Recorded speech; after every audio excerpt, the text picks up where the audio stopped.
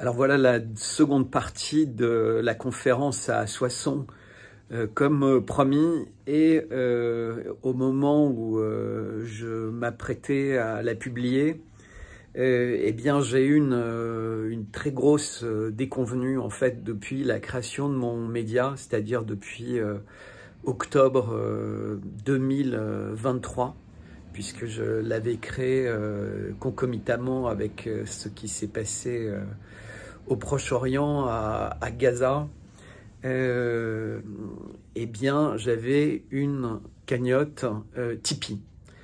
Et j'avais jamais touché à cette cagnotte parce que c'était quelque chose que je voulais garder pour faire des travaux en fait nécessaires. Et enfin, j'allais pouvoir les faire avec. Et, et d'ailleurs, j'avais véritablement relancé cette cagnotte depuis quelques semaines avec mon compte Substack. Je remercie tous ceux qui m'avaient donné de l'argent, puisque la cagnotte avait dépassé les 3000 €. Donc c'était vraiment considérable. En un peu plus d'1 an et demi. Enfin, pour moi, c'était vraiment quelque chose qui allait s'avérer particulièrement utile. Et donc, je fais la demande de virement de la cagnotte. On me donne tous les codes, machin, etc. Donc, tout se passe bien. L'argent est censé être viré sur le compte 3 ou 4 jours plus tard. Et ce matin, j'ai reçu un email m'annonçant que la cagnotte était fermée. Donc, elle ne respectait pas les conditions. Tout ça après 17 mois, encore une fois, hein, 17 mois ouverte à recevoir très régulièrement des donations et à atteindre un niveau important, puisque voilà, une cagnotte de plus de 3000 € sur laquelle Litchi prend des frais chaque année, c'est pas neutre, j'imagine. Et donc qu'elle est fermée immédiatement, que l'argent est renvoyé en fait aux donateurs. Alors j'espère que certains récupéreront leur argent. Si jamais ça date de plus de 12 mois qu'ils ont changé de carte bleue ou autre, qu'ils ont fermé leur compte Litchi, parce que manifestement on est très nombreux à avoir subi ça, peut-être pas de façon équivalente à la mienne. Encore une fois, 17 mois de fonctionnement de la cagnotte, de prendre des frais comme Litchi le fait chaque année pour la tenue des comptes. J'ai tous les emails, évidemment. Je suis effondré parce que c'est véritablement une attaque de toutes parts. Évidemment, je vais vite rebondir. Mais entre la garde à vue, les comptes qui sont fermés, mais sans aucun message, sans aucune demande. Ils auraient pu me dire, monsieur, il y a ça, on se pose une question, est-ce que vous pouvez préciser ce point-là, est-ce que ceci, est-ce que cela? Non, ça a été fermé immédiatement, sans même me contacter. C'est-à-dire, ils n'ont pas pris la peine de m'envoyer leur service juridique ou un service en disant, écoutez, on a un doute sur votre cagnotte ou quoi que ce soit. Non, ils l'ont fermé. Voilà, donc si vous faites partie des gens qui m'ont fait un don sur Tipeee, eh bien à nouveau je vous remercie, et si je ne l'avais pas fait, eh bien je vous remercie de l'avoir fait. Si vous souhaitez me refaire un don, vous pouvez prendre un abonnement à Substack. Pour l'instant, en tout cas, ça fonctionne. Parfois, ils demandent de vérifier 0 €, mais c'est normal, hein, parce que comme c'est des systèmes d'abonnement, ils vérifient surtout que c'est bien vous, et ensuite ils prélèvent aux échéances, sachant que vous pouvez arrêter à tout moment. Vous pouvez pour l'instant aussi sur PayPal, je sais plus, j'ose plus rien dire, vous pouvez me contacter pour faire des chèques. Vous pouvez me rencontrer ou me demander si vous voulez découvrir du miel. En tout cas, tout ça sincèrement m'effraie, parce que je veux pas être paranoïaque, mais ça donne vraiment une impression extrêmement bizarre, comme si il existait des listes rouges ou des listes noires dans les médias, dans ces sites-là. Est-ce que ce sera bientôt le cas dans les banques? On sait que c'est le cas, ou ça a été le cas très fortement dans les réseaux sociaux.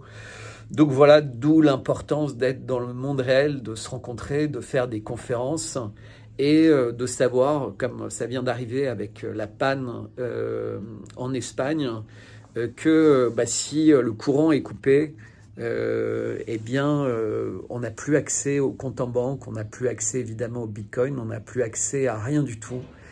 Et ça peut arriver à tout moment. Parfois, c'est à croire qu'ils nous font des tests à grande échelle, hein, plus de Doliprane, plus de masques, confinement, plus de moutarde, plus d'huile, plus de papier toilette, plus d'intelligence entre guillemets. Enfin voilà.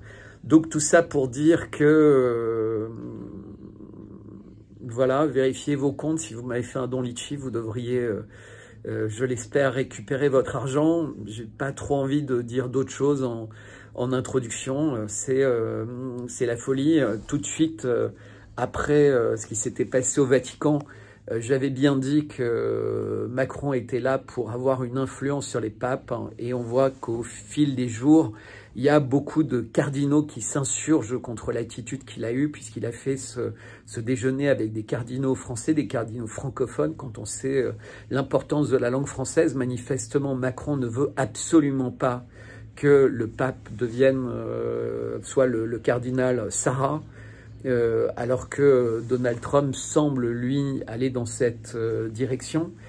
Et évidemment, la proximité de Macron avec le pape et donc avec tous les proches du pape au fil des mois, on a vu lors des réunions des cardinaux très influents auprès du pape, il y a eu énormément de nominations de personnes très progressistes. J'étais impressionné par la capacité des médias et de tout le monde à dire que finalement ce pape était parfait et à insister sur ses qualités. Et je comprends, quand quelqu'un meurt, on insiste sur ses qualités, mais il faut aussi une forme de transparence. On est dans un monde où finalement la vérité est dangereuse, la vérité est condamnable, la vérité à tout. Voilà, ce pape est mort, donc paix à son âme, mais ça n'empêche pas que le vaccin est un acte d'amour. C'est quelque chose qui est très choquant. La proximité qu'il avait avec Emmanuel Macron, qui a quand même fait mettre dans la Constitution française l'IVG, alors que l'IVG n'était pas en danger. Macron, c'est aussi la loi Schiappa, qui est en réalité une loi pour faire taire politiquement les personnes qui dérangent. Et maintenant, toutes ces choses qui sont sournoisement imposées, et on va avoir au cours des mois des surprises, parce qu'en fait, tous les milieux, que ce soit les milieux bancaires, associatifs, magistrature, etc., sont manifestement de plus en plus infiltrés par des gens qui travaillent avec un agenda qui n'est pas forcément celui de la liberté et de l'humanité. En tout cas, je vous remercie de regarder cette vidéo, je vous remercie de la partager. Je vous remercie de me soutenir autant que possible, tant qu'il est temps, parce que effectivement c'est un choc terrible en fait, la disparition pure et simple de cette somme. Il y a un an, j'avais eu la même chose avec un compte GoFundMe, et j'avais été très peiné de constater qu'à peine 10% des personnes qui avaient fait un don avaient décidé de refaire un don, même équivalent, dont des personnes que je rencontrais jusque-là ou avec qui j'ai échangé, qui m'ont dit je m'en occupe, et qui finalement ne l'ont pas fait. J'aurais préféré qu'ils me disent écoute, à l'époque je pouvais faire un don, et maintenant j'ai des difficultés ou d'autres obligations, mais c'est toujours ce monde dans lequel on n'a pas le courage, on n'a pas le courage de la vérité, on n'a pas le courage de ses opinions, on n'a pas le courage pas de défier les plus forts, parce que dans mon attitude, il n'y a aucune envie de défier quiconque.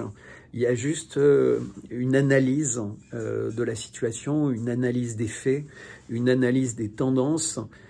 Évidemment, je vais sur des terrains qui sont des terrains interdits, hein, la foi, la religion, l'eschatologie, mais il faudrait quand même ne pas oublier que sur Terre, eh bien, les personnes qui ont une religion chrétienne, musulmane, hindouiste, bouddhiste, etc., ils représentent quand même l'essentiel des habitants de la Terre.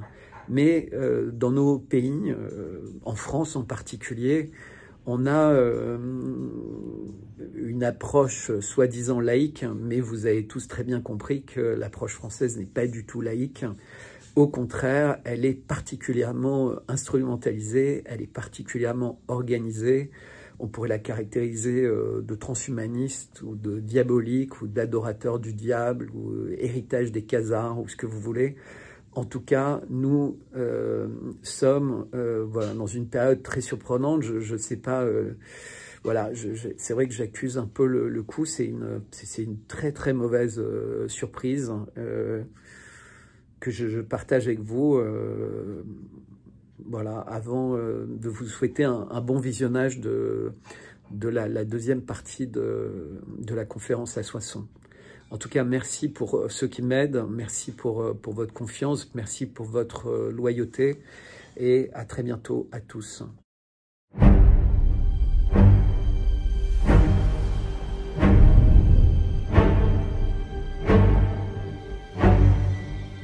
Our lives are not defined by any one action. Our lives are the sum of our choices.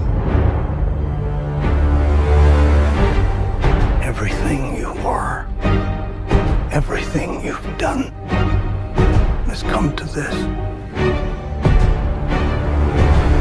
When the need for certainty is absolute and the odds are deemed impossible, the mission falls to him. Should he choose to accept? For every life you tried to save, you gambled millions more. And now the fate of every living soul on earth is your responsibility. That's the pattern, isn't it? You refuse to sacrifice the ones you hold close.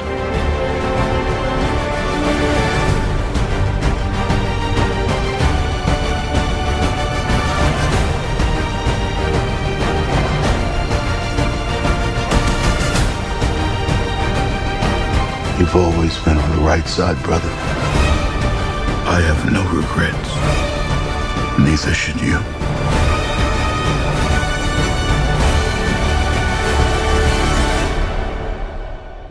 I need you to trust me. One last time.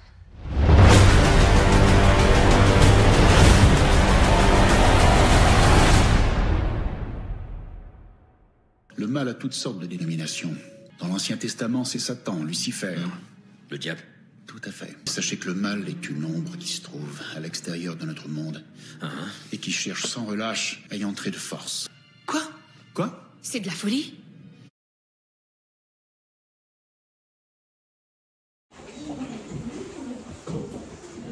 Je commence. Moi, il y a quelque chose qui me turlupine un peu, c'est les jésuites. Parce que Macron, apparemment, a été élevé chez les jésuites, le pape était jésuite. Je trouve que les jésuites reviennent souvent dans l'histoire, et j'ai l'impression que c'est un peu du côté sombre de l'histoire. Donc, j'aurais tendance à dire que c'est le World Ecclesiastic Forum. Alors, peut-être je vais répondre d'abord en commençant par Macron, parce que ça c'est... enfin, la question est... J'ai pas la réponse, mais en revanche, je vais prendre des morceaux de la question. Emmanuel Macron est officiellement né dans une famille athée. Ils n'ont pas de croyance officielle. Ils sont... pas musulmans, ils ne sont pas juifs, ils ne sont pas chrétiens, bien que le parrain d'Emmanuel Macron, puisqu'il a été baptisé, je vais y revenir, est David de Rothschild, qui n'est pas chrétien, et ni catholique. Donc Emmanuel Macron a 12 ans, demande à être baptisé. Et c'est très étonnant parce que, encore une fois, il est dans une famille qui ne s'intéresse pas du tout à la religion. Il demande à être baptisé, il va être baptisé et il va aller à l'école de la Providence. alors qui est une école privée catholique, c'est pas une école jésuite, hein, mais il n'y a plus vraiment d'école jésuite en fait. Il y a des toutes petites écoles jésuites pour former des jésuites, mais les écoles jésuites au sens où ça existait au Moyen-Âge ou même il y a 3 ou 4 générations, ça existe quasiment plus en fait. En réalité, ça n'existe plus. Et d'ailleurs, les jésuites ne forment pratiquement plus de jésuites, comme s'ils avaient le sentiment que c'est plus utile. C'est par rapport à l'Apocalypse ou la fin des temps ou d'une religion. Je connais des gens qui sont entrés, qui voulaient devenir jésuites hein, et qui étaient très surpris de voir à quel point les jésuites ne formaient plus personne en fait. Et c'est très important pourquoi Macron a voulu être baptisé. Parce que dans l'Apocalypse de Saint Jean, l'antéchrist est catholique.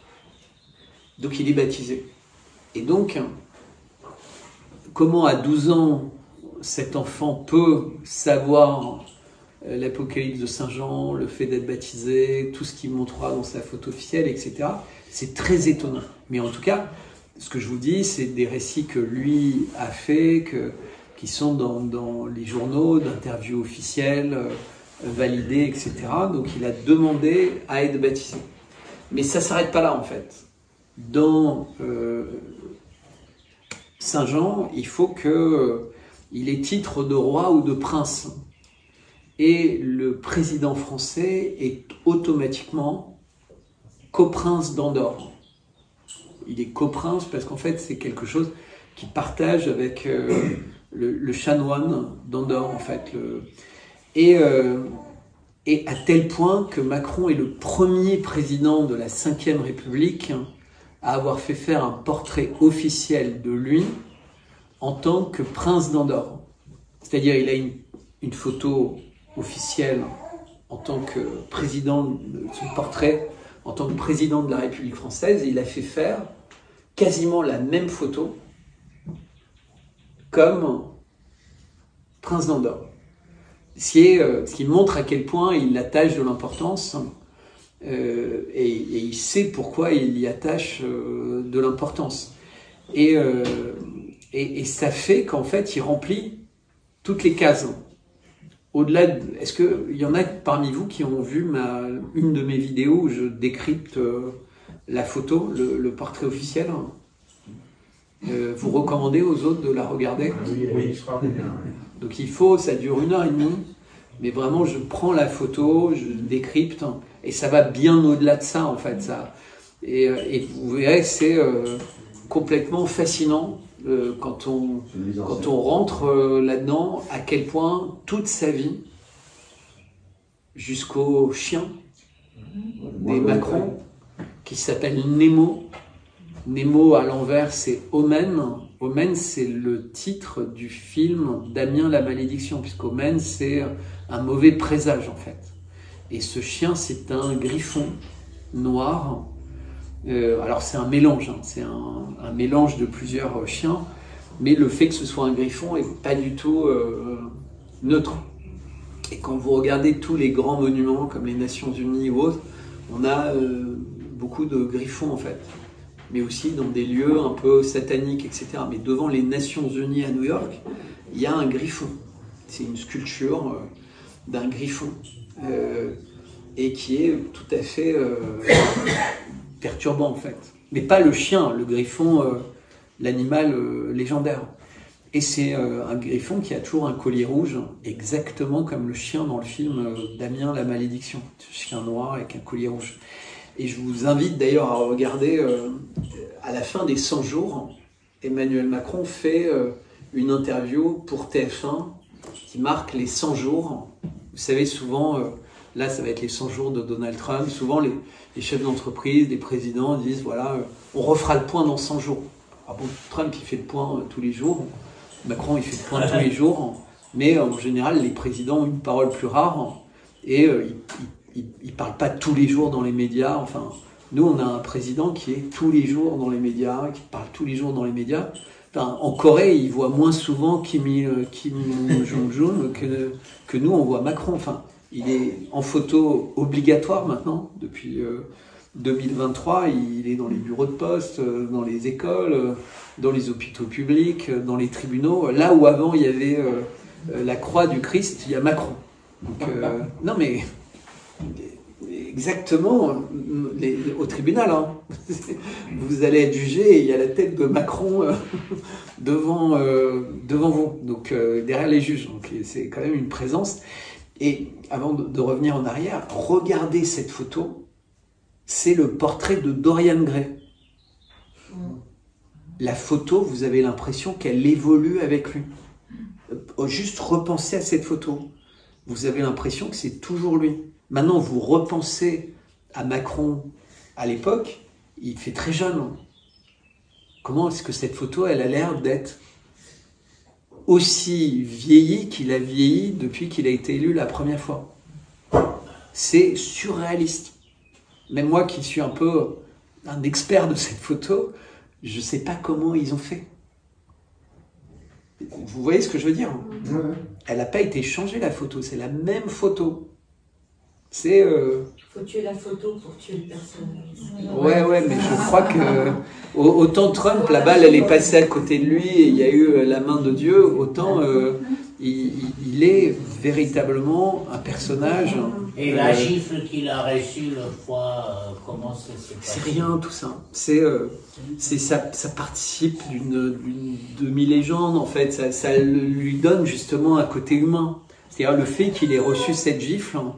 Ça donne l'impression qu'en fait, il est accessible, En fait, cette gifle, elle a exactement la même valeur qu'une vidéo de Brigitte Macron qui le traite comme un gamin. C'est des choses qui arrivent parce que ça fait partie d'une fausse légende, en fait.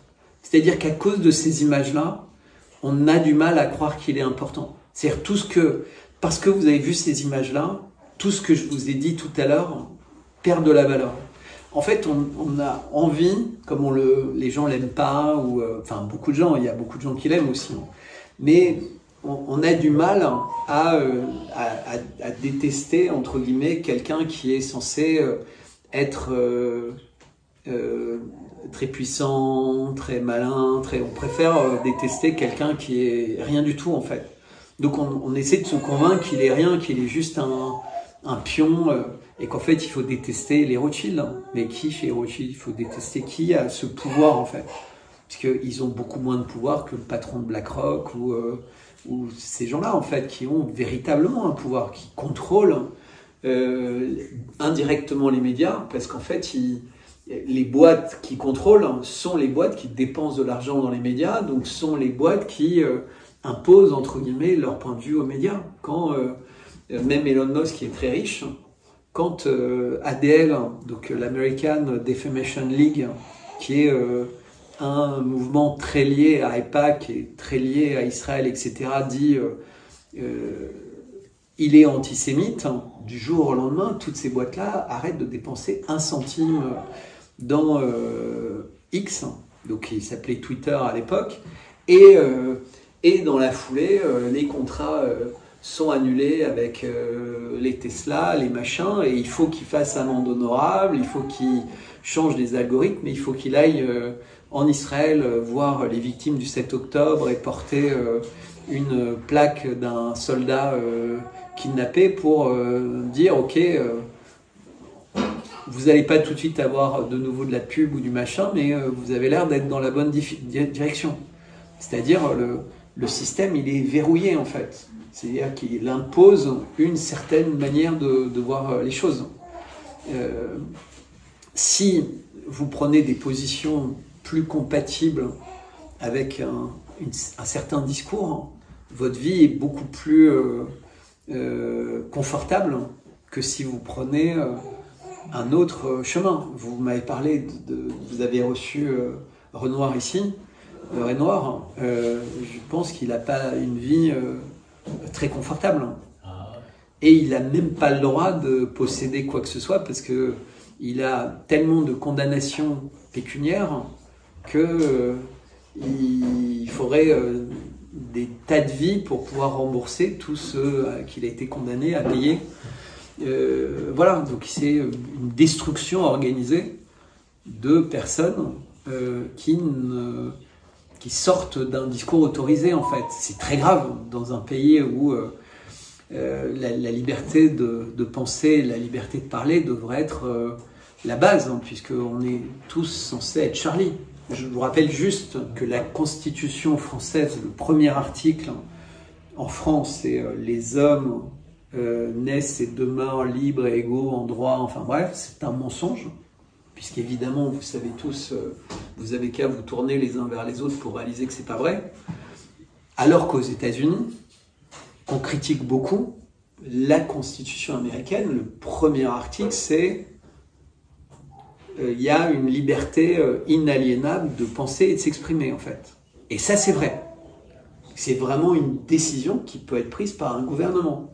Protéger la liberté de penser, puisque c'est à ça que sert une constitution. C'est pas constater que les gens, en réalité, sont pas libres et égaux en droit, c'est faux. Mais qu'ils sont libres de s'exprimer, ça, les Américains le respectent. Et surtout parce que le deuxième article de la Constitution, c'est si jamais un tyran voulait remettre en cause le premier article, alors vous avez l'autorisation du port d'armes permanente pour vous débarrasser du tyran. C'est-à-dire que le peuple américain a le droit de se mettre en armée contre le tyran, même s'il est une armée, pour le renverser. C'est pour ça qu'en fait il y a le port d'armes aux États-Unis. Et c'est pour ça qu'en fait il y a certaines personnes qui veulent obtenir l'interdiction du port d'armes. Puisque en France, là il y a un Corse dans la salle, mais même en Corse, quand le gouvernement, après le Covid, a organisé une collecte des armes, et ben partout les gens ont donné des armes.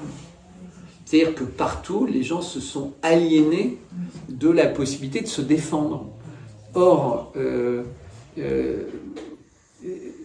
moi je me bats avec ma voix, ma plume, etc. Ils en avaient plusieurs et ils ont donné le double. Oui, mais c'est pas normal en fait. C'est un pays ne devrait pas avoir peur de son peuple, puisque la voix du peuple, elle est souveraine.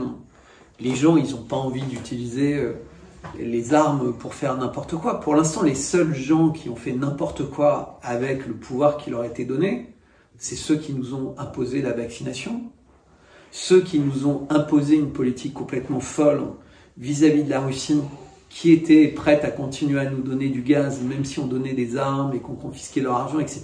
Les Russes n'ont jamais voulu arrêter de respecter les contrats gaziers, à tel point que même quand Nord Stream était détruit, il y avait énormément de gaz qui passait par d'autres gazoducs, et ça continue à être le cas, mais par des gazoducs en Ukraine, où les Russes continuaient à payer rubis sur l'ongle à l'Ukraine le droit de passage du gaz. Parce qu'ils respectent les contrats. C'est pas au sens business y business, c'est au sens ma parole, c'est ma parole. Et je peux vous dire que quand les Russes disent on trouvera qui a fait Nord Stream, on trouvera qui a fait Crocus, on trouvera qui a, je peux vous dire qu'ils iront jusqu'au bout. Et ils ont déjà des idées très précises. Alors vous disiez c'est les Américains, etc. C'est sans doute le cas, mais pour Crocus ou autre, c'est où les gens qui sont en train de tuer un à un des généraux russes, puisqu'en ce moment, on en a deux. Hein. On a le spécialiste des biolabs qui a été tué, le général qui enquête sur les biolabs. C'est intéressant, on pourrait parler des biolabs si après ça vous plaît. Et là, avant-hier, il y a un général russe qui a été tué, mais qui n'est pas n'importe quel général. C'est le général qui s'occupait en fait de la gestion des forces armées russes dans des territoires d'intervention. Donc il avait la haute main sur l'Ukraine, sur la Syrie, c'était quelqu'un en plus qui avait ce poste depuis plusieurs années, je crois 4 ans ou 2 ans, en fait c'était un général de très haut niveau. Donc c'est des gens qui sont difficiles à remplacer en fait, parce qu'on ne trouve pas des gens de ce calibre et de ces compétences, même dans un pays comme la Russie. facilement, en fait. Ils connaissent beaucoup de choses, ils connaissent les personnes, ils ont les relations. Avant, en aparté, j'ai un peu parlé de ce qui s'était passé au Liban. Mais les Iraniens, entre le Liban et la Syrie, ont perdu énormément de leurs grands généraux. Enfin, ça avait commencé à Bagdad avec Soleimani, et le dernier grand général qui a été tué, c'était Niforoucham, qui était tué avec Nasrallah.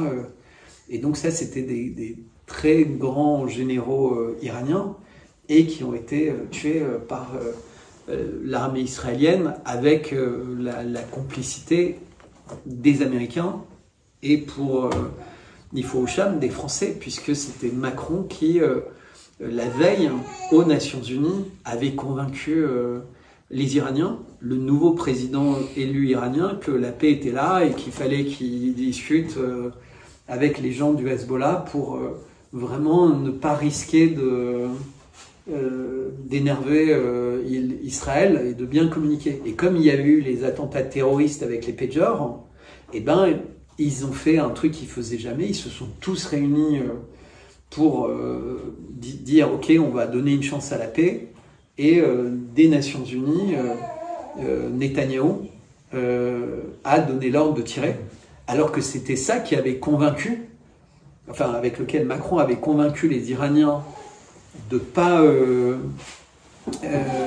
dire au Hezbollah de faire la paix. Donc ils se sont dit, ben ok, il a raison Macron, comme Netanyahou, et aux États-Unis, aux Nations Unies, évidemment, il va pas faire bombarder Beyrouth. Et en fait, c'est exactement ce qui s'est passé. Un quartier entier de Beyrouth a été détruit, plus de 1500 morts, et toute la hiérarchie du Hezbollah. Donc ils avaient eu déjà beaucoup de victimes avec les attentats terroristes. Et je dis bien attentats terroristes, puisqu'en fait, c'est un attentat terroriste, c'est pas un acte de guerre quand on piège des objets d'usage quotidien.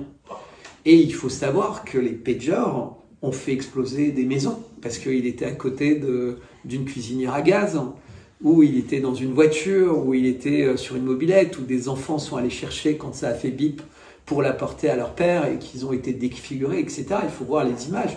Plus de 4000 victimes, ou des hommes qui l'avaient dans leur poche de jean, et qui ont été, vous imaginez, dans un truc qui explose dans votre poche de jean, vous videz de votre sang dans des douleurs horribles. C'était un truc inimaginable. 5000 attentats terroristes. Je ne sais pas si vous réalisez. Truc prévu de longue date. Dans la foulée, donc leur communication désorganisée. Et tout ça, ça a été prévu. Donc ils n'avaient plus moyen de parler facilement.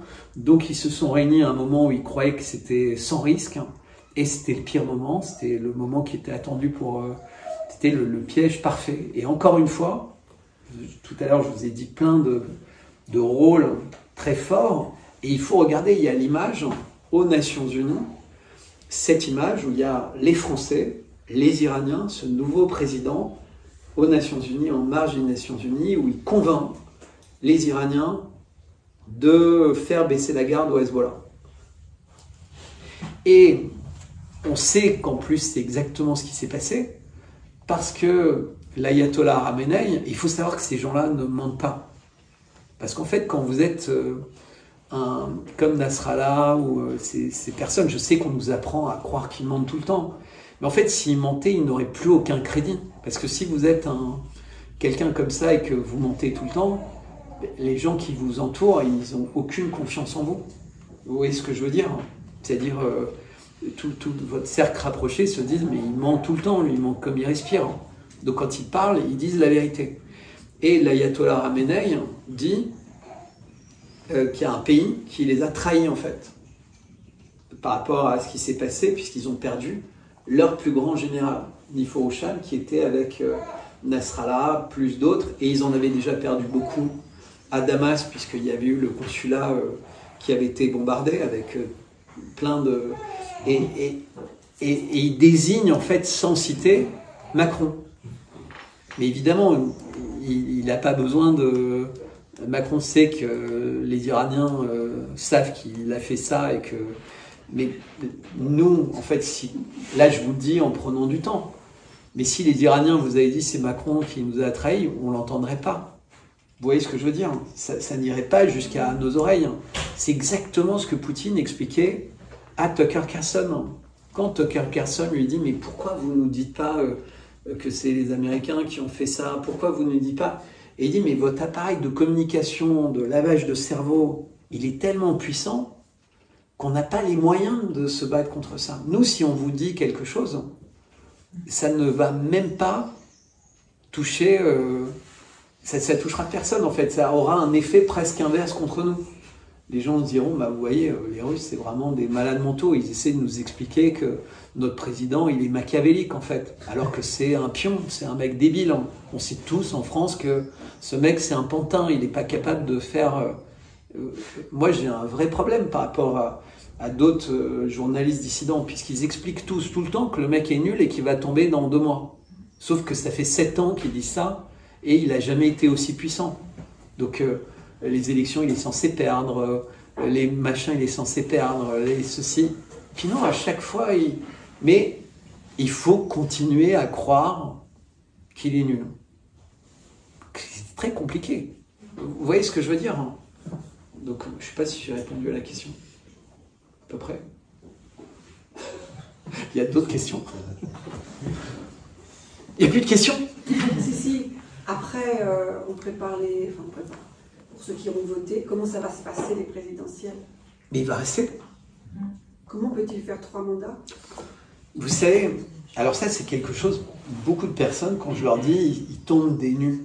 Richard Ferrand, qui est devenu le président du Conseil constitutionnel, qui est quand même quelqu'un qui, mais comme Laurent Fabius ou d'autres, qui a un passé qui n'est pas forcément... coupable mais pas, enfin responsable mais pas coupable, etc. Enfin, il y a beaucoup de gens qui souffrent d'action de ces gens-là en fait, et qui auraient bien voulu que la justice leur pose des questions. Mais c'est pareil. Alors que Fillon, il a sauté, d'autres ont sauté, Marine Le Pen, etc. pour, semble-t-il, des affaires équivalentes. Mais quand Macron se lance, qui quitte François Hollande et qui crée En Marche et qui part. Il part avec un certain nombre de barons du Parti Socialiste, dont Richard Ferrand. Richard Ferrand, c'est un des premiers compagnons de Macron. C'était, entre guillemets, un de ceux qui a mis en place tous les processus de recrutement des marcheurs, etc.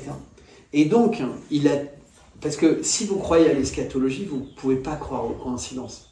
Le fait que le président du Conseil constitutionnel, qui avait été mis en place par Hollande, arrive au terme de son mandat, maintenant, à un moment où le monde est si instable, où il y a l'article 16 de la Constitution, où il y a la loi de programmation militaire qui a été votée juste après la crise des retraites, les émeutes des banlieues, et passé comme une lettre dans la poste, l'article 8, qui donne des pouvoirs hyper étendus au président. Donc il n'y a même pas besoin d'aller dans l'article 16, il l'a déjà dans la loi de programmation militaire. Et ce Ferrand arrive juste maintenant, à un moment où même le Parti social, le RN, pour essayer d'être en bon terme par rapport aux problèmes qu'avait Marine Le Pen, vote pour lui. Il ne s'oppose même pas.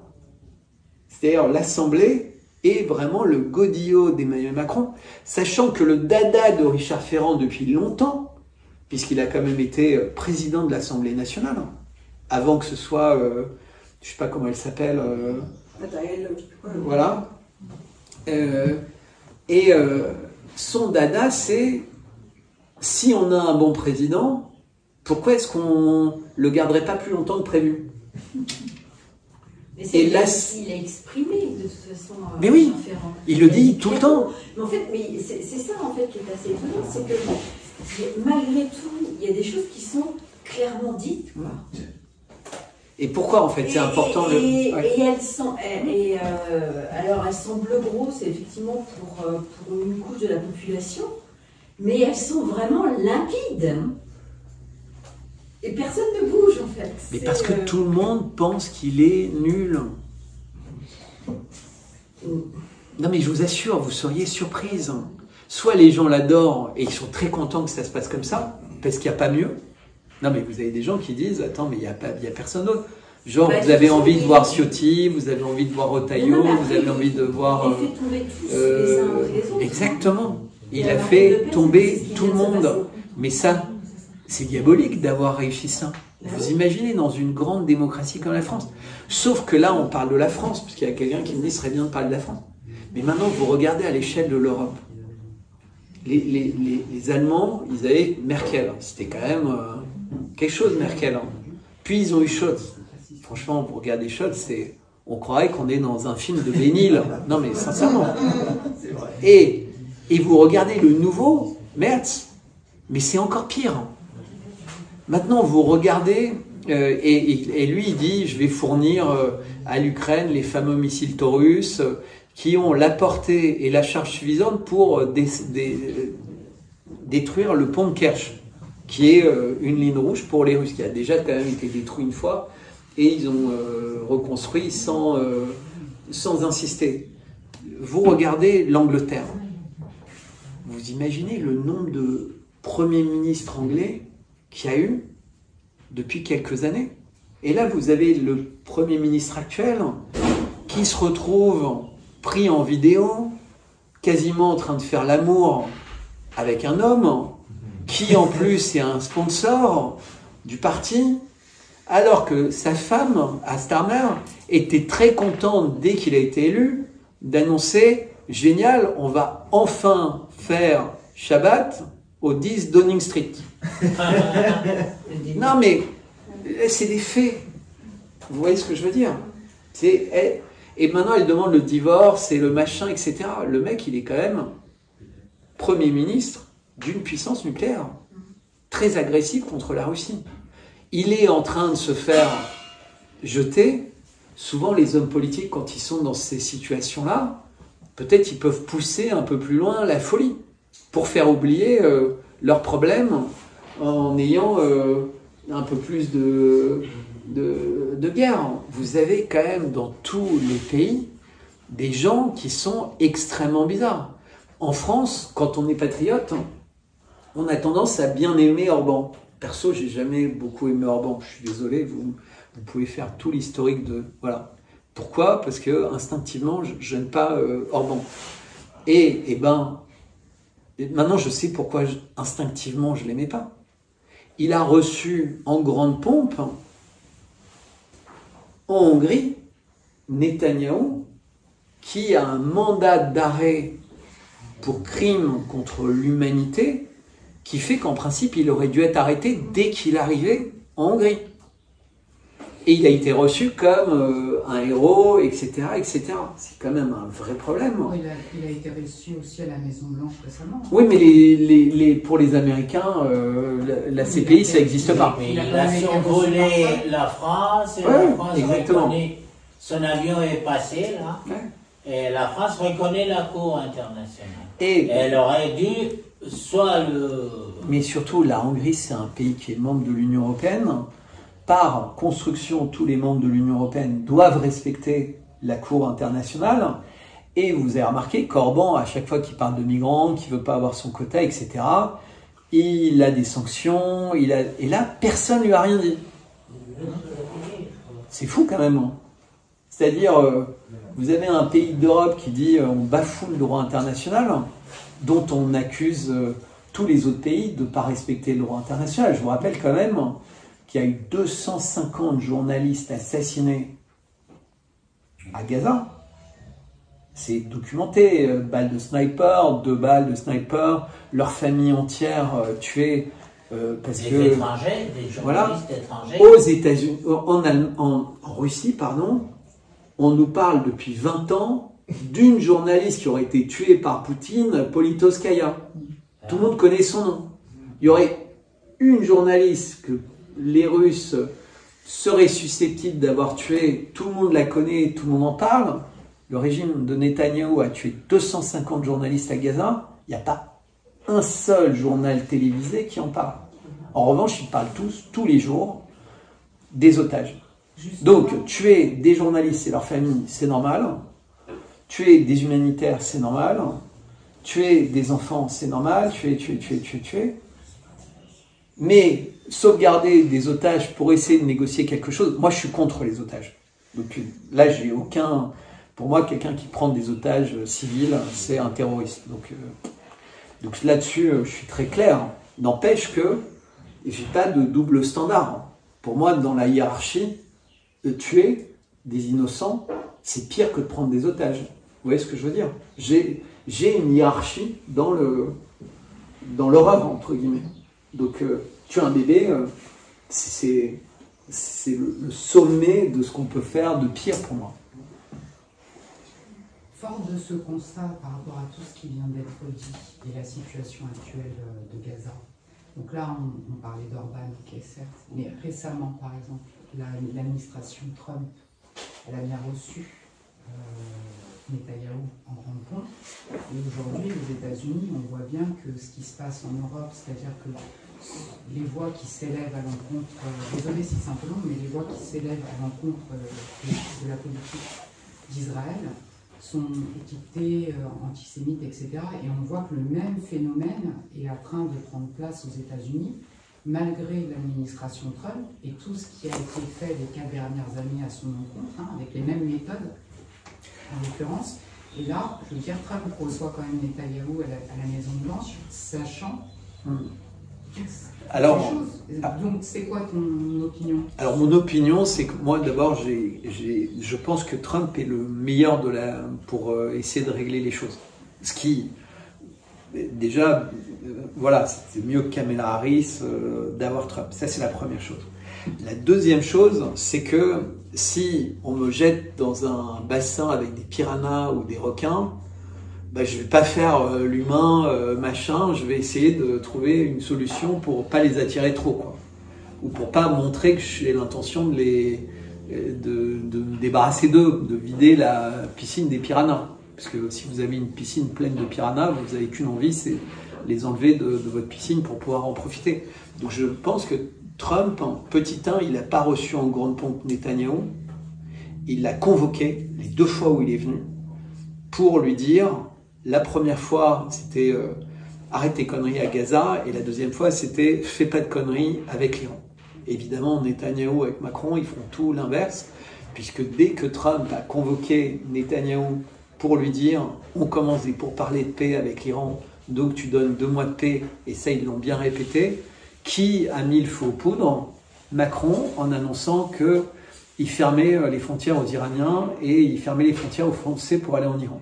C'est tout de suite un acte antidiplomatique qui est fait par la France contre l'Iran. C'est quand même un acte super fort de dire aux citoyens français ou binationaux, vous pouvez plus aller là-bas et machin. C'est très rare que le ministère des Affaires étrangères pousse aussi loin en fait les choses. Et donc Trump, il a vraiment convoqué Netanyahou pour lui demander ça. Et Netanyahou s'est retrouvé un peu pris au piège quand Trump a dit, voilà, ils vont rien faire. Donc ça, c'est la méthode de Trump. Mais tout à l'heure, j'avais parlé de Musk, où il avait dû faire allégeance, il avait dû faire... parce que, en fait,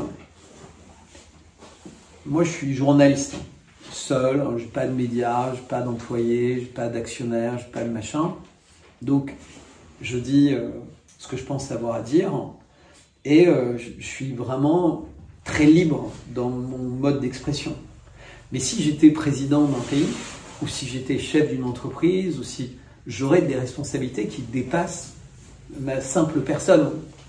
Donc quand on est chef d'État des États-Unis, ou quand on est chef d'État de la Russie, en fait on est obligé de réfléchir par rapport à des conséquences qui vont toucher d'autres personnes que vous. Vous ne pouvez pas être dans un fonctionnement d'ego. Donc même Trump, qui a un ego démesuré, etc., il est capable d'apprécier en fait la relation de force qui existe. Alors il se trompe, parce que souvent il est mal conseillé ou autre, par exemple avec la Chine, ce qui fait qu'il recule, après avoir cru qu'ils allaient se laisser intimider ou autre. Mais sur la question d'Israël, ou sur la question de l'Europe, ou sur la question de l'Ukraine, eh bien, il est... en fait, il ne maîtrise pas bien les dossiers.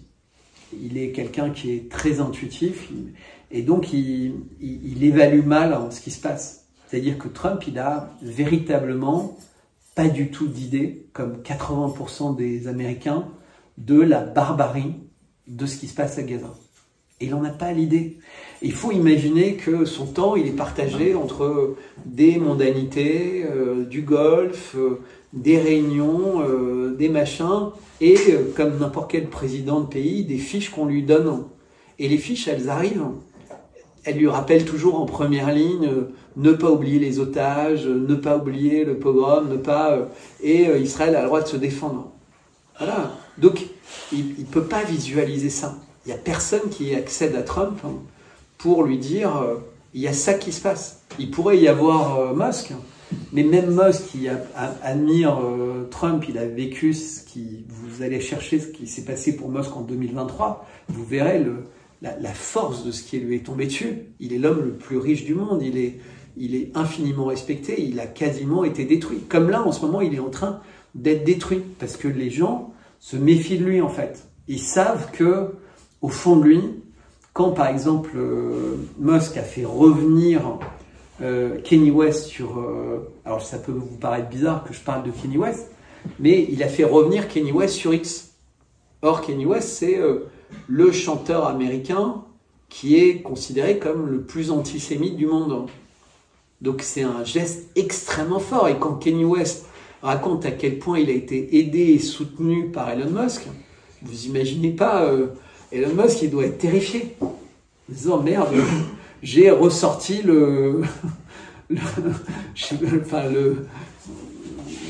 vous voyez ce que je veux dire, c'est très très compliqué. Il y a une force incroyable. Sarkozy l'avait résumé en disant personne ne pourra empêcher ce qui arrive. Et donc ces gens-là sont en train d'essayer de l'empêcher, même si ça se voit pas très bien. Et pour Trump, l'idée c'est d'arrêter assez vite la guerre en Ukraine, pour que tous les gens puissent commencer à voir ce qui se passe à Gaza et qu'ils puissent régler ce problème. Mais pour l'instant, en fait, les médias disent l'horreur, c'est en Ukraine, le problème du monde, c'est à cause de la Russie, c'est etc., etc. Donc il veut traiter ça pour dire non, vous voyez, la Russie, c'était pas un problème, il suffisait de leur parler bien, de les respecter, d'écouter les cours d'histoire. Mais il ne faut pas croire que Trump, il est vraiment... Parce qu'il a vraiment la foi. Et en plus, le fait d'avoir survécu à l'attentat, il a le sentiment que c'est Dieu qui l'a sauvé. Et donc, il sait quand même qu'il y a des morts à Gaza, tous les jours. Mais pour l'instant, il ne peut pas le traiter. Et vous devez juste vous mettre à sa place. Si vous êtes président et que là, aujourd'hui, dans la situation dans laquelle il critique Israël, mais... il saute ou il meurt dans la minute. Et donc il doit trouver un moyen, avec une force incroyable, de montrer qu'en fait, aux Américains, comme un espèce de Pearl Harbor, qu'il y a un vrai problème avec Netanyahou, avec l'attitude d'Israël, etc. Et les Russes le savent, les Chinois le savent, les Saoudiens le savent, tout le monde le sait. Mais la relation de force, pour l'instant, n'est pas favorable à tout ça. C'est-à-dire que ce que Poutine a réussi à faire en Russie, ce que Xi Jinping a réussi à faire en Chine, c'est-à-dire redonner le pays à des gens qui s'intéressent au pays, et pas à des personnes apatrides, globalistes, woke, LGBTQ+, etc., enfin, j'en passe, etc., ça n'a pas été fait aux États-Unis. Donc lui, il a un pays qui est gangréné. Il est en train de le faire. Oui, il est en train de le faire, ouais. Mais c'est illisible. Et il se trompe parfois complètement, comme quand il essaie d'aller trop vite, trop loin, trop mal avec les Chinois. Mais en même temps, il fait machine arrière et maintenant il dit on va parler. Et comment vous expliquez les déclarations faites dès qu'il est arrivé sur le Canada, sur le Mexique et sur le Groenland? Alors, même c'est... Il y en a pas un, il y en a trois. Mais ça, et sur le canal de Panama. Mais ça c'est très astucieux. Ah bon? Parce qu'il dit, il dit d'une certaine manière, regardez, nous on va conquérir ces pays, il dit aux Américains, à l'État profond américain, etc. Il a dit qu'il va acheter le... Oui, exactement. Et il dit, vous trouvez... Pour que tu achètes quelque chose, il faut que l'autre vende. Oui, mais c'est pas ça le message.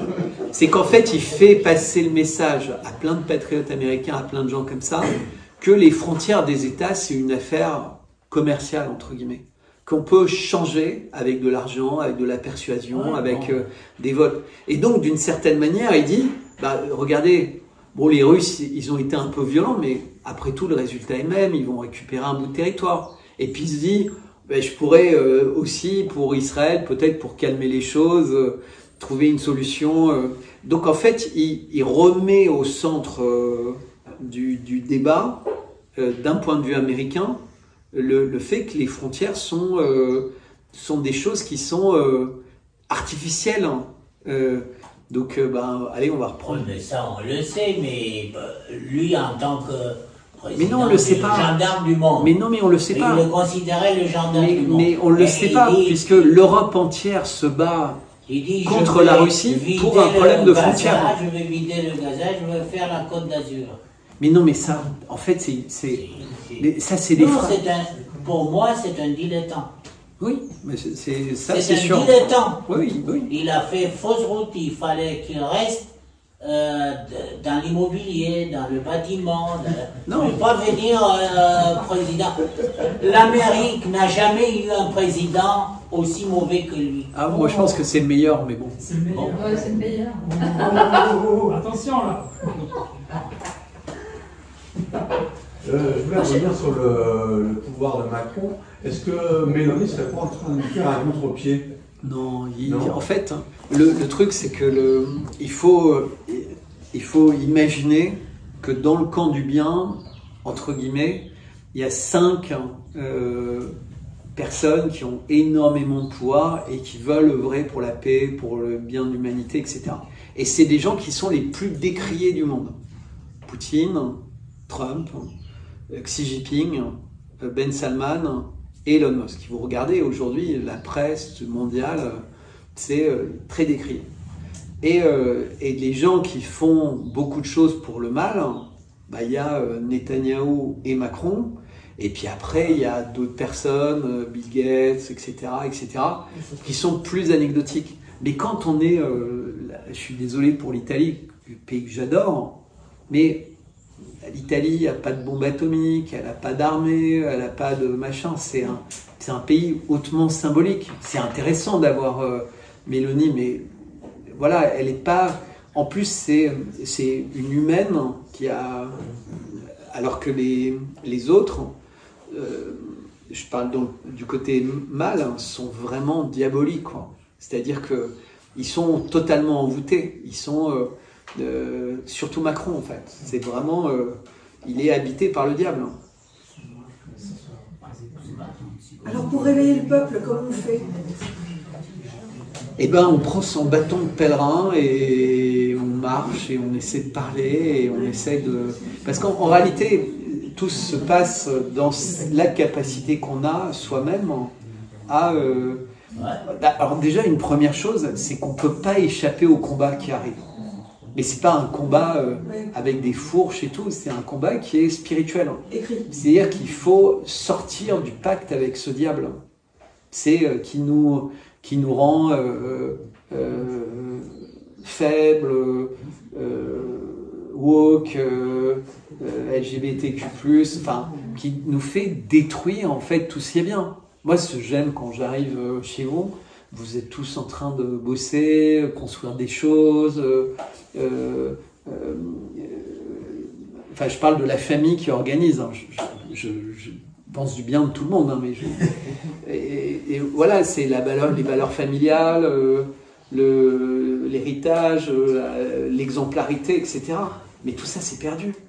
C'est-à-dire que l'autorité parentale, ça n'existe plus. Il y a un parent qui dispute son enfant, il peut être convoqué au commissariat le lendemain. L'internet, en fait, la pornographie, c'est gratuit, partout, etc. Vous devriez vous intéresser d'ailleurs à qui possède tous les sites pornographie et l'industrie pornographique. Vous allez tomber des nues, vous allez dire mais c'est pas possible. Tout ça, c'est... Toujours les mêmes. Toujours. Non mais c'est surréaliste. C'est surréaliste.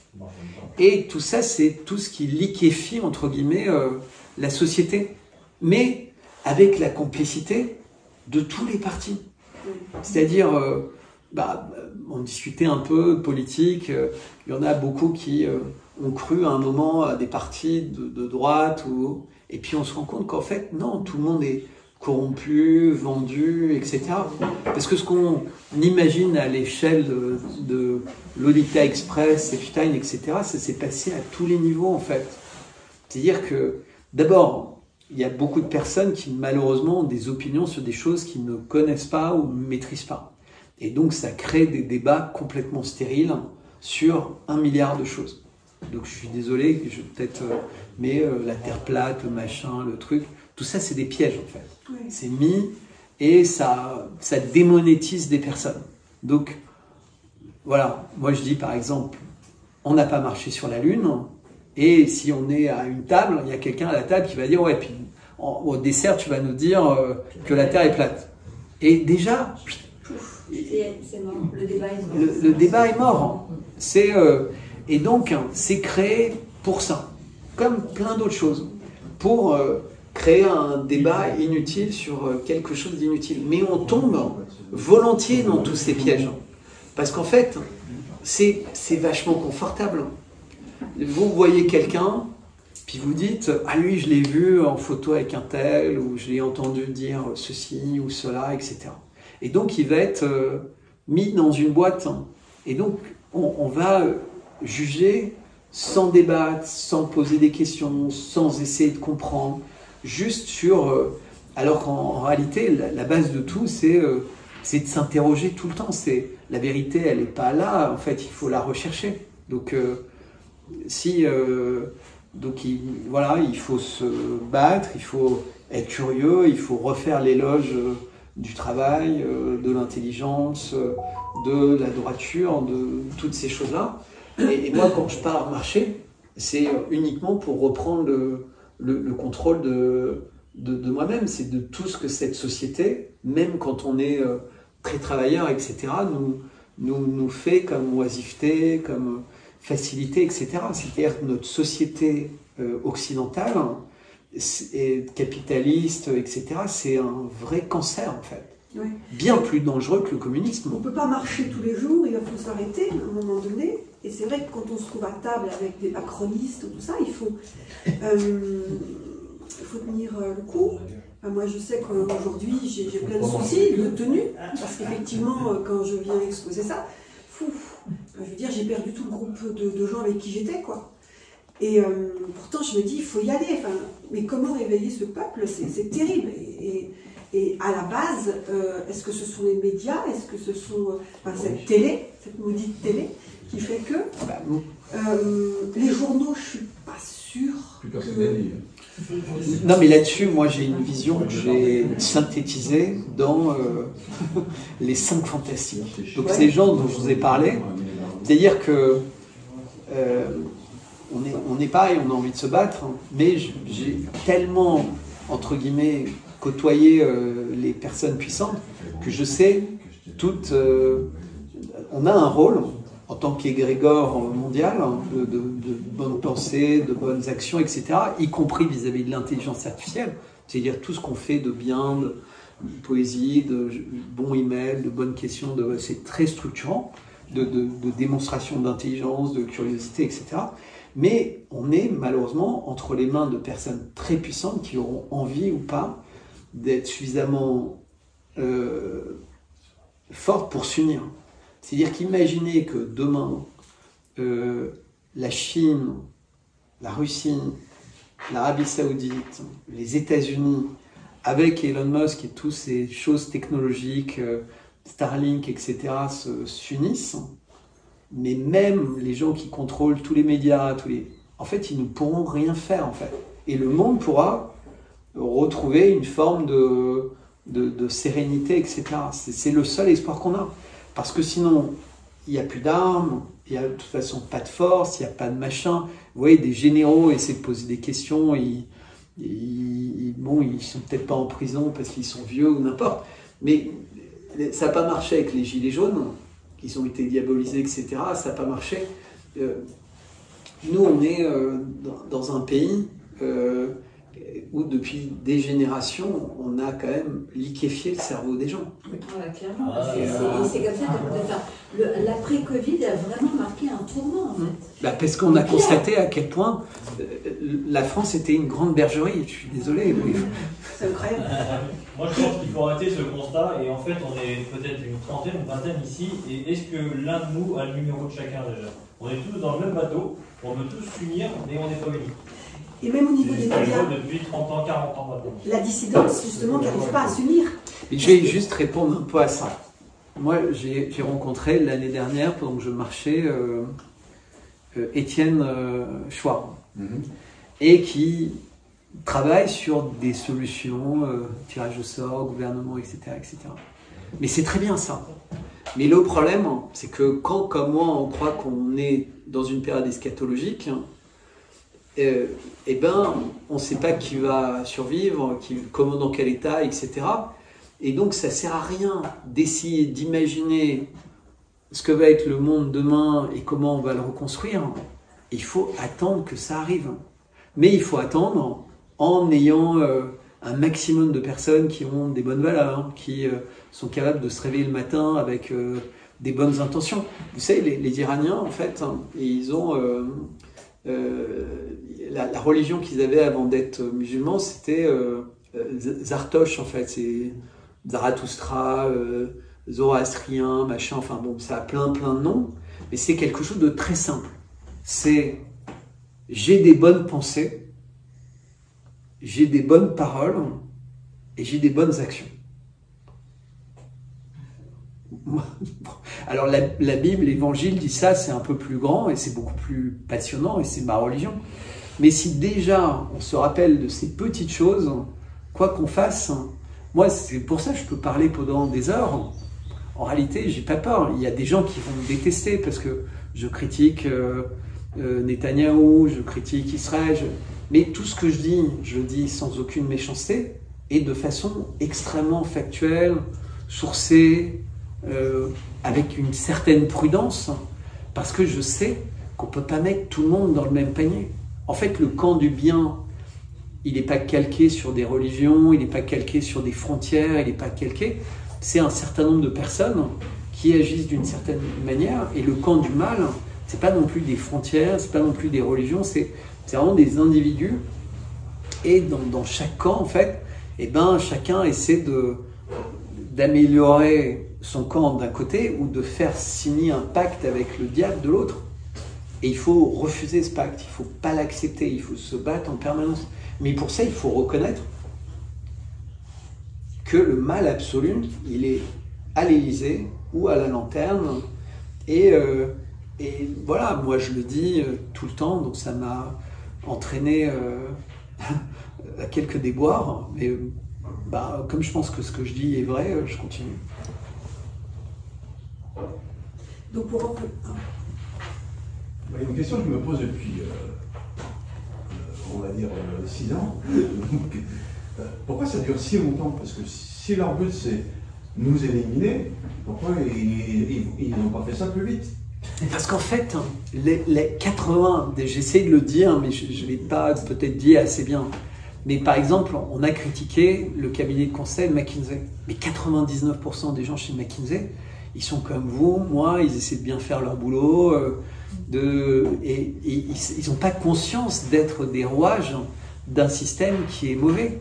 Il y a beaucoup de gens qui sont acteurs à l'insu de leur plein gré. Donc dans un laboratoire, dans une boîte comme Pfizer, tous les salariés de Pfizer n'ont pas le sentiment, ils trouvent ça bizarre. Mais ils sont pas aveugles quand même. Ben si, mais comme 80% des gens qui ont été vaccinés. En fait, il faut accepter que les gens... Mais on ne peut pas dire, il y a 5 minutes et acquiescer que les gens ont le cerveau liquéfié, et quelques minutes après, dire qu'ils sont très intelligents. Non, ils sont aussi le cerveau liquéfié. Il n'y a pas la théorie des 80-20 dans chaque établissement. Enfin, je veux dire, cette façon de se dire que dans chaque établissement, il y a quand même qui doivent... Et puis les fuites, on les a quand même, les fuites. Même si quand ça arrive... Oui, mais c'est comme la recette du Coca-Cola. Ouais. Ça va être le même poison qui est dedans, peut-être. Non, mais c'est même pas ça, c'est que c'est même plus fait par des usines dans lesquelles les hommes interviennent. C'est que si vous lisez Kennedy, qui s'est intéressé à cette question, il dit, c'est des usines, tout ça était déjà prévu, il y a avec Pentagone, NASA, machin, il n'y a pas d'humain, ils tricotent l'ARN messager. C'est comme une imprimante 3D que vous pouvez avoir chez vous, mais qui est même pas à l'état microscopique, il est à l'état nanoscopique. Et il tricote, et donc vous pouvez avoir des lots différents pour faire une espèce de grosse expérience. Il faut savoir que les essais cliniques, ils étaient même pas en phase 2 quand c'était imposé au monde entier.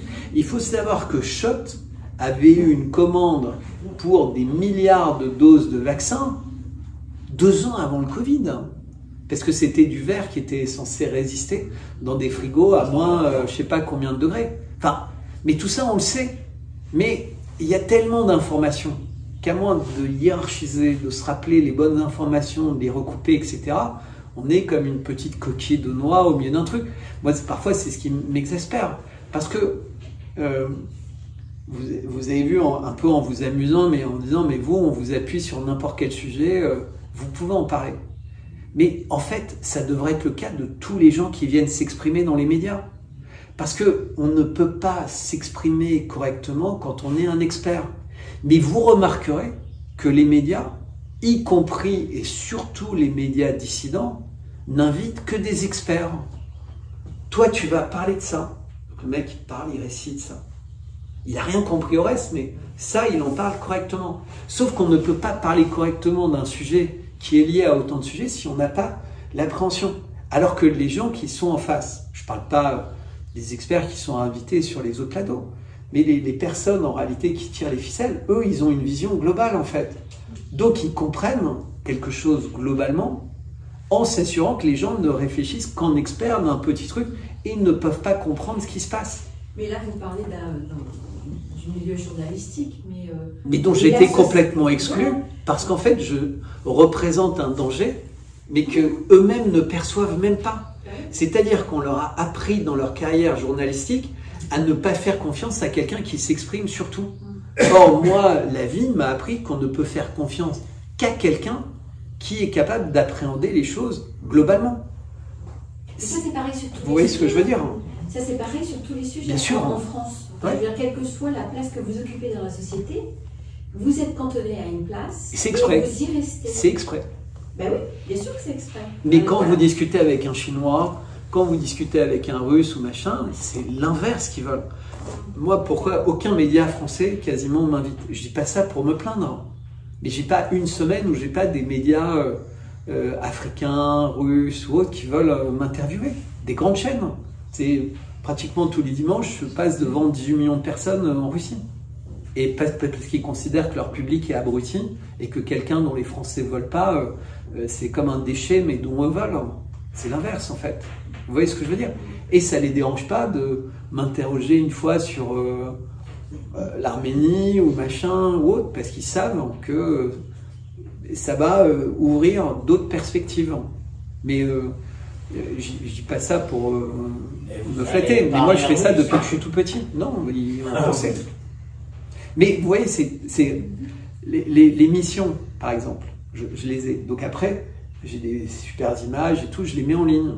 Mais il y a des personnes qui sont persuadées que c'est pareil. Même quand je montre les images de la chaîne russe, avec le présentateur, avec moi, etc. Parce qu'en fait, on apprend aux gens à douter de tout. Donc, c'est-à-dire qu'ils ne peuvent même pas croire ce qu'ils voient. C'est un montage. Vous voyez ce que je veux dire?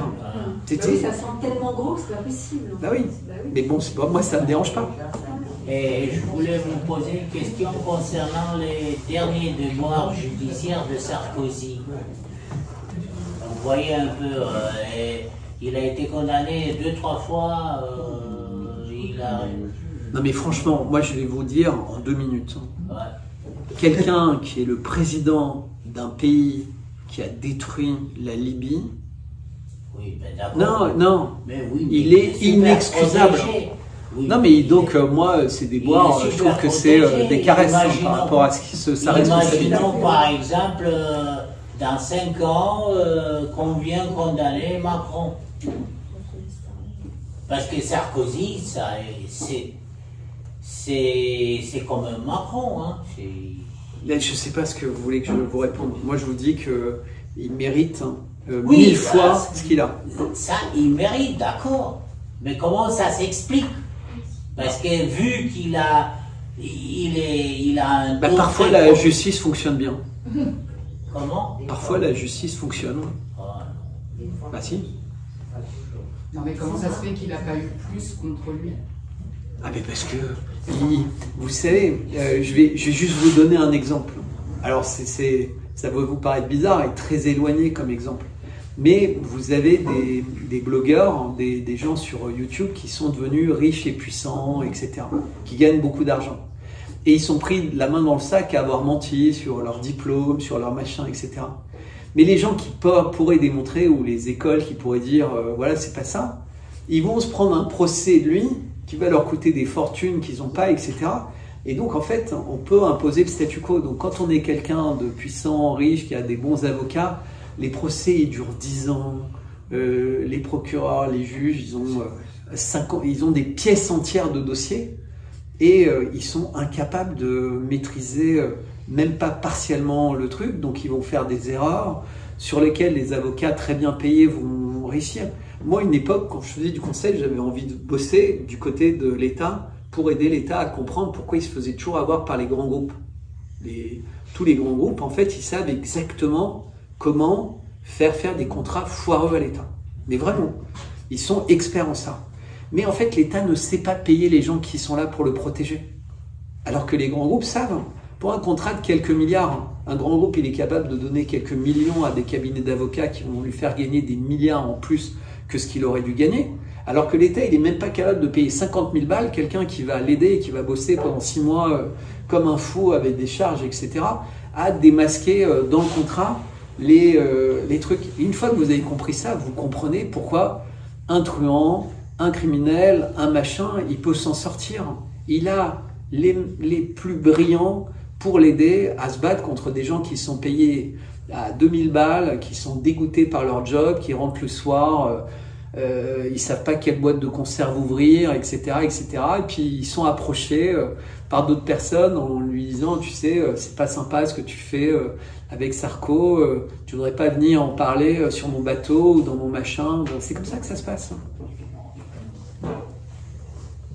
C'est triste, mais c'est comme ça que ça se passe. Je suis désolé. Une chose est sûre, c'est qu'on a été divisé depuis toujours. Et on a opposé les hommes, les femmes, les blancs, les noirs, les juifs, les musulmans, et les vaccinés, les non-vaccinés. En fait, tout ça, aujourd'hui, donc plus personne ne se parler. Aujourd'hui, on voit qu'un retraité qui manifeste pour sa petite retraite, il a entièrement raison. Un actif va dire pourquoi j'allais perdre une journée de travail pour un retraité qui m'a toujours craché la gueule. Et inversement d'ailleurs. Et aujourd'hui, on se rend compte que chacun est individualiste. Et quand il y a le moyen de se regrouper pour faire une action commune, il n'y a plus personne. J'ai piscine, j'ai machin, j'allais manger chez mon voisin. Et vous avez raison à 1000%. Mais c'est un truc que je répète tout le temps, c'est que ça fonctionne si on se débarrasse des marchands du temple. Des faux médias infiltrés également parmi nous, en fait. Et Jésus nous l'a dit.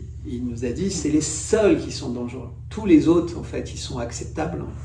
Les pires, c'est ceux au sein des gens qui voudraient commencer à s'unir, à se rebeller. Et parce qu'un des exemples que je vous ai donné, c'est qu'ils refusent autre chose que des experts. Et donc, à partir du moment où vous avez ce type de raisonnement, eh bien, vous ne pouvez pas unir les gens. C'est pas possible. Allez, des noms. Non, mais tous. Tous. Ouais. Presque, non, mais... Les pires, en fait, c'est les plus grands. C'est pour ça qu'ils sont financés, aidés, encouragés par les algorithmes de YouTube et autres. Dès que vous voyez quelqu'un qui passe de 10 000 à 50 000, à 100 000, à 200 000, à 300, à 400 000 abonnés sur YouTube, vous savez bien que ça veut dire qu'il arrange le système. Enfin, à un moment, il faut juste du bon sens, quoi. Non, mais on oublie, parce qu'ils nous disent, regardez, je suis à 400 000, ça veut dire que c'est bien. Non. Il faut toujours se dire que ce qui... Enfin, bref. La qualité, non pas la quantité. Pardon ? La qualité, non pas la quantité. Exactement. Plus vous visez la quantité, plus vous visez le bas de gamme, la médiocrité, etc.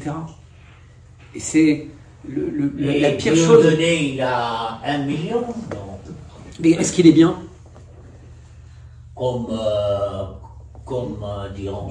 comédien, oui, pourquoi pas. Je sais pas. Ah bon? Non. Ça vous fait pas rire? Si. Ben, c'est... Non, mais le problème, c'est que à un moment, soit il est comédien et il parle de tout, il le fait super bien, c'est un amuseur.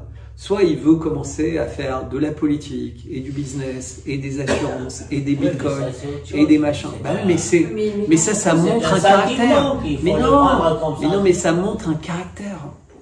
Et ça dénote d'un travers qui n'est pas compatible. Vous devez être en ligne dans tous vos actes avec ce que vous préconisez. Si dans la moitié de vos actes, vous montrez l'inverse de ce que vous dites, vous êtes démonétisé pour des gens sérieux. Oui. Et Juan Branco? C'est pire. Non, Branco, c'est un gauchiste. On en parlera au dîner.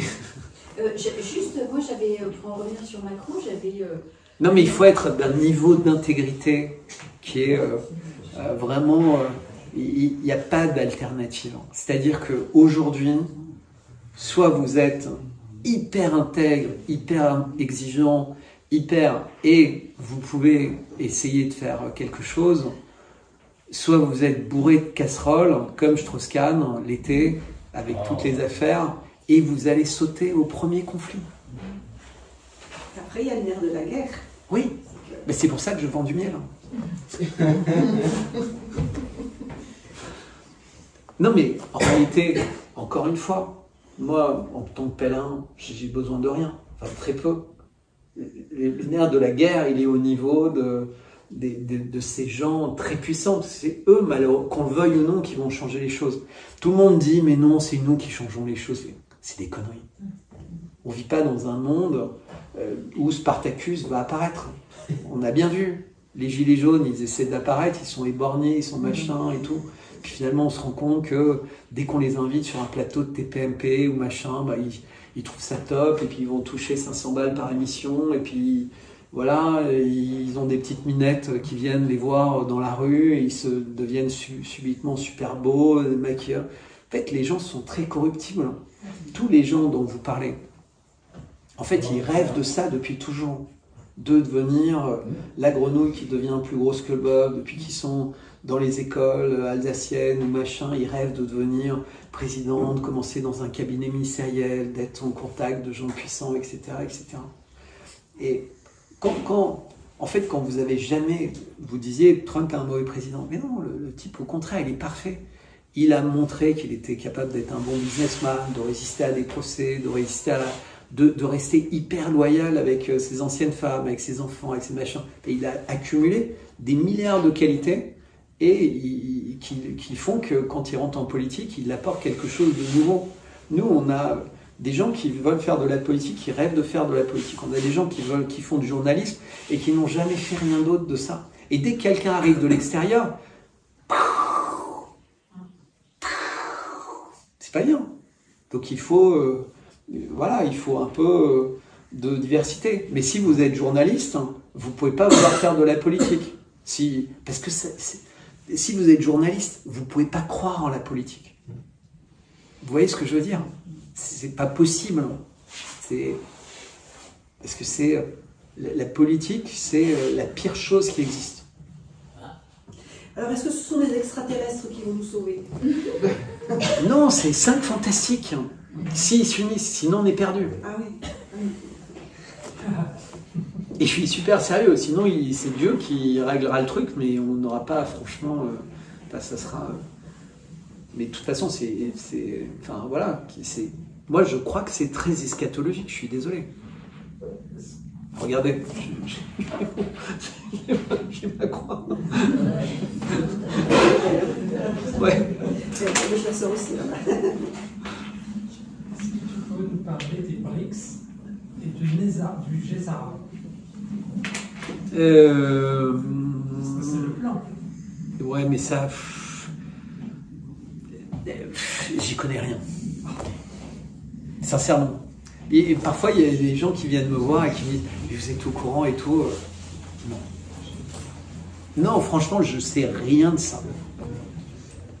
C'est trop compliqué pour moi. Moi, je crois en Dieu, je crois en le diable, et je pense qu'on est tous en conflit avec les deux, et qu'on arrive au moment d'un combat final. Désolé, ça tombe sur nous, ici, maintenant. Et en plus, en France, on est dans l'antre du mal. Donc voilà, c'est comme ça. Moi, je crois à ça très simplement. Et après, tout ce que je vous ai expliqué d'autre n'est pas très important, en fait. C'est juste pour essayer de vous faire partager ce que je pense. Mais on peut poser d'autres questions. N'oubliez pas de laisser dans le chapeau aussi qui est organisé pour ici, parce que comme ça, ils peuvent me rembourser mon train.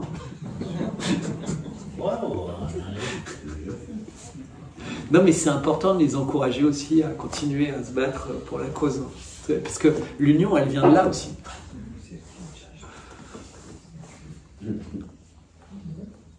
On peut continuer à parler auprès du deuxième round de café et de croissant.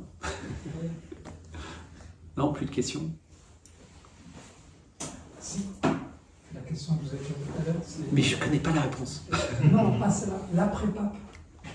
Ah Ah oui, ils ont dit qu'on aura un pape noir. Regardez trop la télé. Alors je vais... Alors, c'est celui, le cardinal qui vient de Oui, c'est vrai. qui est très conservateur. Alors, je vais répondre à votre question. Mais avec un autre exemple. Aux États-Unis, il y a quelque chose qui s'appelle la Cour suprême. C'est 9 juges, hommes et femmes, qui sont finalement le sommet de la hiérarchie pour trancher des problèmes judiciaires et qui touchent la Constitution américaine. Et ces gens-là sont nommés à vie. Une fois qu'ils ont été nommés, ils sont nommés à vie. Et les votes, souvent, c'est 4 contre 5, 3 contre 6, etc. Et donc, quand un président est en poste, on dit toujours, s'il nomme, ça va avoir de l'impact sur est-ce que ce sera traditionnel, libéral, conservateur, enfin ce que vous voulez. Et donc, on a vu, par exemple, sur Roe versus...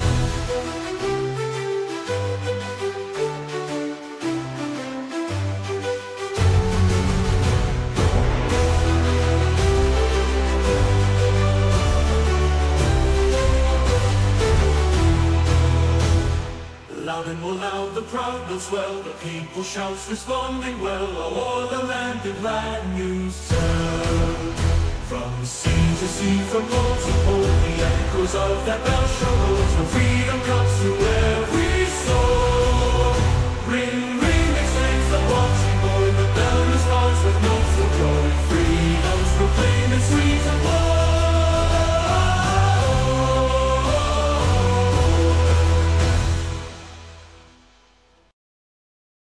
Abonnez-vous, s'il vous plaît, à mon Substack.